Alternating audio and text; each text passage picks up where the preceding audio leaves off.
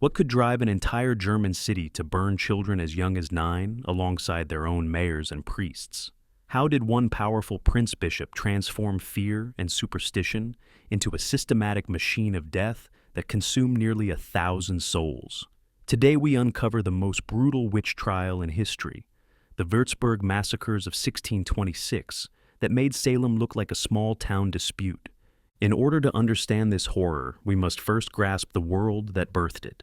17th century Europe was a continent bleeding from fresh wounds. The 30 Years' War had carved through German territories like a plague, leaving behind scorched fields and hollow-eyed survivors. Cities that once thrived now counted their dead in thousands. Famine stalked the countryside, while disease crept through overcrowded settlements. In this atmosphere of desperation, people searched frantically for someone to blame. The Catholic Counter-Reformation had hardened religious fervor into something sharp and dangerous. Church leaders preached that heresy and witchcraft were contaminating the faithful, demanding purification at any cost. Legal manuals like the Constitutio Criminalis Carolina gave official blessing to torture as a tool of truth. Judges could now legally break bones to extract confessions. In taverns and from pulpits, whispers spread like wildfire. Crops had failed mysteriously. Livestock died without explanation. Surely, people reasoned, dark forces were at work. Stories of midnight Sabbaths where witches danced with demons began to feel less like folklore and more like urgent warnings. The stage was set for something unprecedented in its savagery. What Würzburg's citizens didn't realize was that their fear had attracted the attention of a man who would transform their superstitions into the deadliest witch hunt in human history. How did Philipp Adolf von Ehrenberg, God's shepherd, become Würzburg's grim reaper? Born into aristocracy in 1583, Ehrenberg seemed destined for greatness within the Holy Roman Empire's complex web of power. His family wielded influence across German territories, and young Philipp Adolf climbed the ecclesiastical ladder with ruthless efficiency. By 1623, he had secured the coveted position of Prince Bishop of Würzburg, combining spiritual authority with temporal power over tens of thousands of souls. But tragedy had already begun twisting his soul into something monstrous. The plague had swept through his family circle repeatedly, claiming relatives and close companions. Each death seemed to convince Ehrenberg that supernatural forces were targeting him personally. His grief curdled into paranoia, then hardened into a cold determination for vengeance against the dark powers he believed responsible. Unlike other regions where witch trials followed established imperial law, Ehrenberg established something far more sinister, a secret court that operated outside legal oversight. He handpicked judges who shared his obsession and installed them in positions where they could act without restraint. Traditional protections for the accused simply vanished. His mandate to these shadow judges was chilling in its simplicity. Better let 100 innocent burn than risk one witch walking free. This wasn't justice. It was systematic extermination driven by one man's twisted grief. Ehrenberg had transformed his episcopal palace into the nerve center of a killing machine.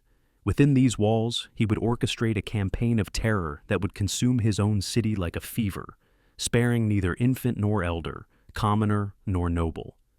The prince-bishop had become something far worse than the demons he claimed to fight. What horrors lurked beneath Würzburg's fortress that made seasoned judges blanch? Deep beneath the episcopal palace, Ehrenberg had constructed chambers that belonged more in hell than in any house of God. The torture arsenal he assembled would have impressed the Spanish Inquisition itself. The strappado dominated the main chamber, a pulley system that yanked victims skyward by their bound wrists, then dropped them suddenly, dislocating shoulders with sickening pops that echoed off stone walls. The rack stretched human bodies like instruments being tuned, each click of the wheel pulling joints further apart until ligaments snapped. Thumbscrews crushed delicate bones with methodical precision, while the Spanish boot slowly flattened feet into bloody pulp. Iron boots could be heated red-hot, cooking flesh while victims remained conscious to feel every second of their agony. Night after night, torchlight flickered across these instruments of torment, while clerks sat ready with quills and parchment. Every scream had to be recorded, every confession meticulously documented. The scratching of pens on paper created a hellish symphony alongside the sound of breaking bones and tearing flesh. Ehrenberg's legal facade was as calculated as his cruelty. The Hexenprozess, the witch trial process, demanded 3 separate torture sessions to constitute proof of guilt. But this wasn't mercy. It was systematic prolonging of suffering. Victims who somehow survived the first round knew 2 more awaited them. The fortress dungeons reeked of blood, sweat, and human waste.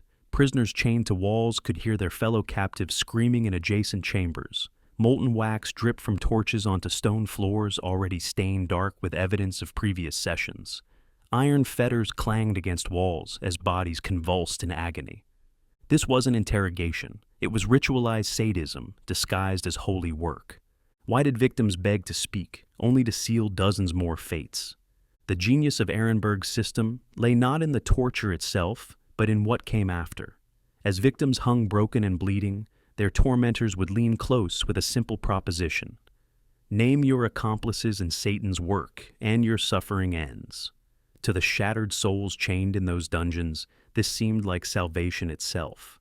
But confession was only the beginning of a far more diabolical scheme. The Prince Bishop had weaponized human desperation, turning each broken victim into an unwitting recruiter for his expanding campaign of death. Every name extracted under torture became a new warrant, a fresh target for his secret court. The mechanics were ruthlessly efficient. A baker's wife, delirious with pain, might gasp out the names of women she'd seen at market. A merchant, his thumbs crushed to splinters, would remember neighbors who'd argued with him over debts. Children, their young minds shattered by torments no adult could endure, would point fingers at playmates, teachers, even their own parents. The snowball effect was devastating. Each confession opened multiple new cases, and each new case produced fresh lists of alleged conspirators. Dream testimony became admissible evidence. Accusations born from fever dreams and hallucinations carried the same weight as eyewitness accounts.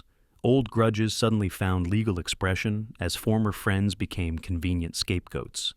Perhaps most chilling was a surviving transcript where 9-year-old Hans Gackstadt, broken by tortures that should have killed him, whispered his own mother's name to make his suffering stop. The clerks dutifully recorded this too, and within days, she joined him in the dungeons. Ehrenberg had created a self-sustaining engine of accusation that grew stronger with each victim it consumed. When nobles, monks, and toddlers share the same pyre, has society finally gone mad? The horror of Würzburg wasn't just in its scale, it was in its complete abandonment of every social boundary that had once seemed sacred. Ehrenberg's hunger for victims had grown beyond all reason, consuming the very foundations of his own power structure. 9-year-old Hans Gackstadt was dragged screaming to the flames, his crime being nothing more than childish games that torturers twisted into devil worship. City Councilor Johannes Junius, a man who had helped govern Würzburg for decades, found himself chained beside street beggars and tavern wenches. Even Ehrenberg's own cousin, a man who had dined at the Prince Bishop's table, was eventually fed to the fires when political convenience demanded a high-profile sacrifice. The public executions on the main meadows became grotesque festivals that revealed the depths of human depravity.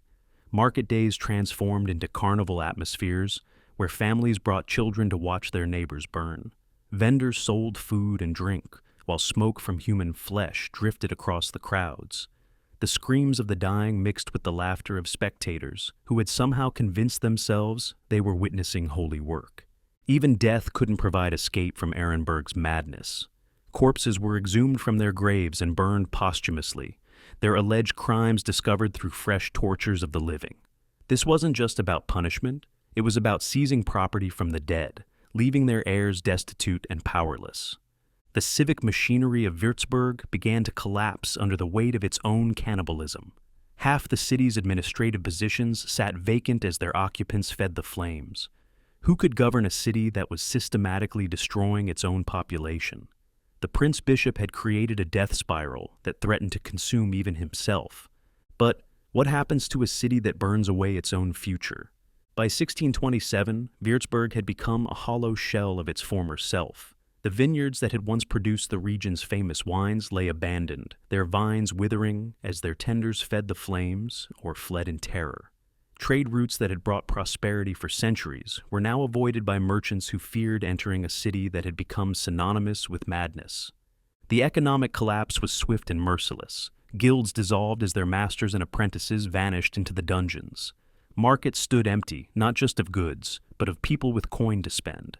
The very currency seemed cursed. Who would trade with a city that might burn them for the transaction? Perhaps most heartbreaking was the demographic catastrophe. Children wandered the streets as orphans, their parents reduced to ash and memory. Entire neighborhoods fell silent, houses standing empty with doors that would never again open to their owners.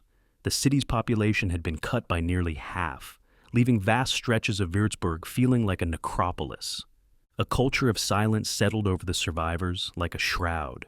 Neighbors who had once shared gossip and laughter now avoided eye contact, knowing that any word might be twisted into evidence of witchcraft. Friendships dissolved, families fractured, and the basic social bonds that held communities together simply evaporated. From outside the city, imperial observers watched with growing alarm. Reports reached the Holy Roman Emperor describing a territory that had essentially committed suicide. Other regions began to distance themselves from Würzburg, treating it like a plague town that might infect their own populations with its madness. The prince-bishop had achieved something unprecedented. He had murdered his own city while claiming to save it. But why do Würzburg's charred records still whisper warnings to the digital age? The end came suddenly, almost anticlimactically. In 1631, Prince Bishop Ehrenberg died, and with him died the terrible engine he had created. The surviving records describe an almost audible sigh of relief sweeping through what remained of Würzburg's population. The secret courts dissolved overnight, their judges suddenly finding urgent business elsewhere. The torture chambers fell silent, their instruments left to rust in the darkness. Modern scholarship has painstakingly reconstructed the scale of the horror. Memorial plaques now mark the sites where nearly 900 souls perished, men, women, and children, whose only crime was existing in the wrong place at the wrong time. Historians poring over surviving trial documents have revealed the methodical nature of the madness, showing how fear and authority combined to create systematic murder. But perhaps most unsettling is how familiar this distant atrocity feels in our connected age. The mechanics of mass accusation, the viral spread of suspicion, the way crowds can be mobilized to destroy individuals, these patterns haven't vanished with the centuries. Social media witch hunts follow eerily similar scripts, where anonymous accusations can destroy lives in hours rather than months. The speed of modern communication means that what took Ehrenberg years to accomplish could now happen in days. Online mobs form and disperse with frightening efficiency, leaving behind ruined reputations and shattered lives. The tools have changed, but the human capacity for collective madness remains as potent as ever. Würzburg's tragedy reminds us that the distance between civilization and barbarism is measured not in centuries, but in the choices we make when fear whispers in our ears. Würzburg shows how fast civilization's thin skin can blister into barbarity. In tomorrow's crises, who might we decide is wicked, and will anyone stop the flames? Subscribe for more untold tales where history's darkest shadows meet our modern fears.